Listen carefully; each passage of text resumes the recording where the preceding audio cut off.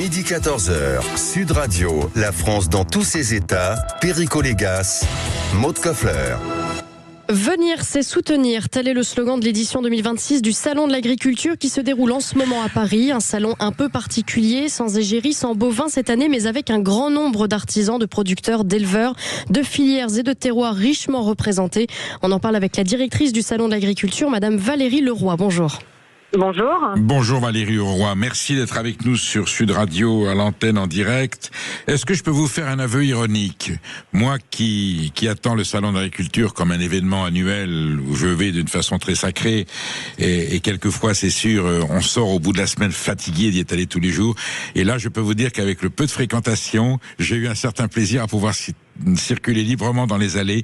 Pas demain. Évidemment, faut pas que ça dure. Mais on voit bien que l'affluence qu'il y avait jusqu'à présent, j'allais dire, quasiment au niveau de la saturation, on a connu ce petit apaisement consécutif aux éléments que l'on sait, pas de bovins et peut-être une morosité dans le monde agricole. C'est juste un passage, c'est juste une petite tempête, un coup de froid, ça repartira l'année prochaine, où vous pensez qu'il y a une petite désaffection entre les Français et le salon tel qu'il est présenté aujourd'hui?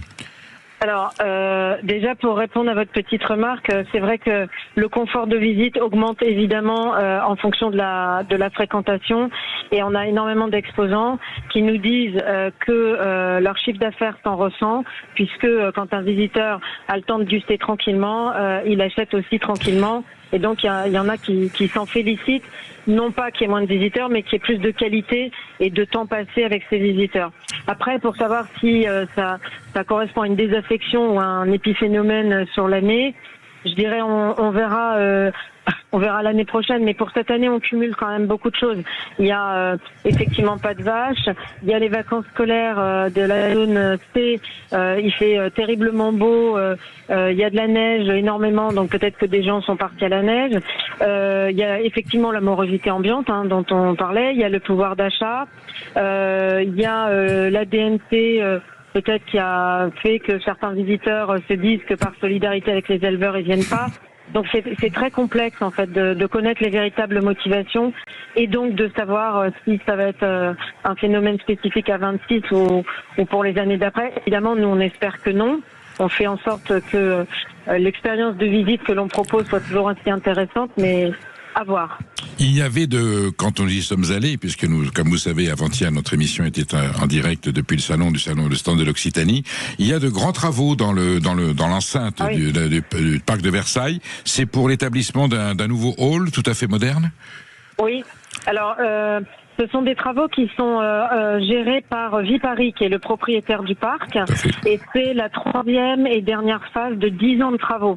Le hall 6 a été complètement refait, le hall 4 a été refait, et maintenant on en est à la dernière séquence, si je puis dire.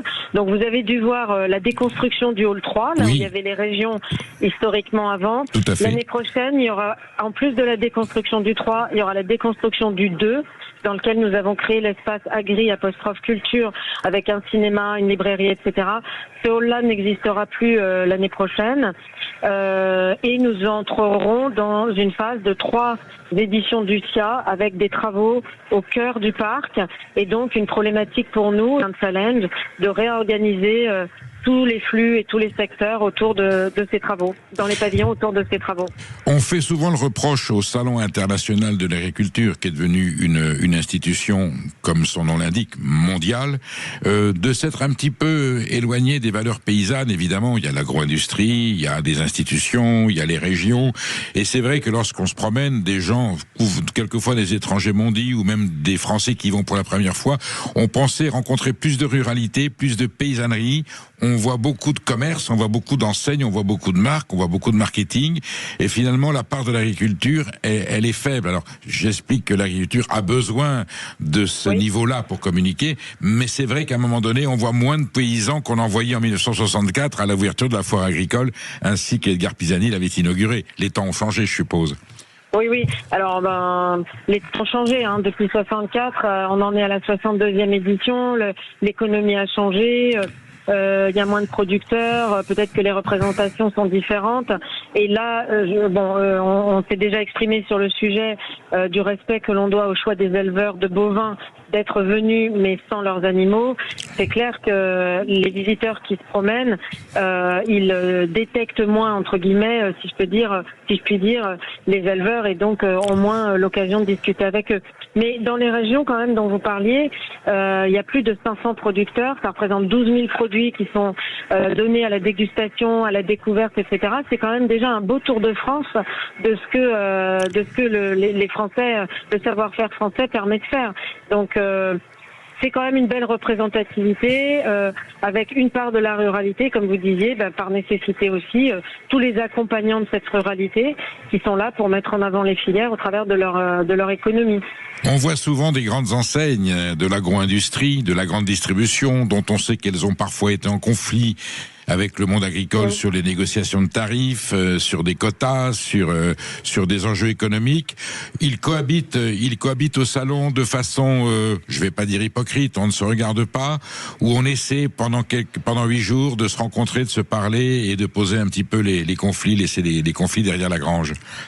Alors, pour la distribution, en l'occurrence, il y a une enseigne de distribution qui est ici, une et une seule, qui est Lidl, et qui est là depuis 10 ans, je pense que ça fait 9-10 ans, qui est présente pour témoigner du support qu'il apporte, que cette enseigne apporte aux filières animales. Donc c'est la raison pour laquelle ils sont dans le hall 1. Et sur le stand de Lidl, ils ne parlent que du lait et de la viande. Et ils sont là pour signer des chartes avec des races bovines, signer des achats avec des races ovines, etc. Donc la cohabitation, par définition, se passe bien, puisque ils sont là, je dirais, dans le même bateau que les éleveurs qu'ils soutiennent. Après, sur le reste des marques, Danone est là aussi avec ses membres coopérateurs. Ça dépend ça dépend des périodes et de la température économique entre eux, mais au global, ce sont des grandes entités qui sont là pour montrer qu'ils sont en soutien des filières. Donc déjà, a priori, normalement, avec une volonté positive, une motivation positive. Est-ce qu'il y a un souci chez les organisateurs du salon dont vous êtes la directrice, et il y a un président, il y a le COMEX. Oui. Est-ce qu'il y a un souci améliorer la pédagogie, surtout pour la jeunesse, mieux comprendre ce que sont ces produits, ce que sont les enjeux agricoles, ce que sont les campagnes, ce qu'est l'agriculture française. Il y a une démarche qui va en ce sens? Oui. Alors la première valeur fondamentale depuis l'origine, on parlait tout à l'heure de la création par Edgar Pisani, c'est la pédagogie. Montrer et expliquer au public comment les animaux sont les plus beaux reproducteurs, comment on les élève, comment éventuellement on les abat, comment il convient de les manger, de la même manière pour les produits et toutes les différentes filières qui sont représentées ici. Nous, quand on travaille avec nos exposants, particulièrement les primo-exposants, on peut dire, on travaille énormément sur la conception pédagogique de leur stand, la façon dont ils vont s'exprimer et la nécessité de faire passer des messages entre guillemets avec beaucoup de respect, vulgarisés pour que le public puisse s'approprier tous les messages qu'ils font passer. Donc c'est primordial. Maud Koffler. Valérie Leroy, je le rappelais en introduction, venir c'est soutenir, c'est le slogan que vous avez choisi cette année pour promouvoir le salon de l'agriculture, en réponse aussi notamment à des appels de boycott de certains syndicats, certains agriculteurs, en soutien aux agriculteurs qui n'ont pas pu se rendre au salon cette année. Vous dites venir c'est soutenir. Pourquoi il faut cette année venir au salon de l'agriculture? Pourquoi il est important de s'y rendre et de soutenir les agriculteurs, les artisans présents? Alors, il y a deux axes là-dedans. C'est effectivement venir soutenir actuellement les artisans et les agriculteurs. C'est quand on est un citoyen français, montrer que l'on est attaché à cette agriculture et de fait peser dans une balance quasiment économique en disant oui, je suis pour acheter français, oui, je suis pour acheter éventuellement artisanal, circuit court, etc. Donc c'est important de manifester. Il y avait un slogan qui disait on mange 3 fois par jour et 3 fois par jour on soutient nos agriculteurs. C'est un peu ça qu'on a voulu reprendre. Et il y a un deuxième axe qui est de soutenir le salon.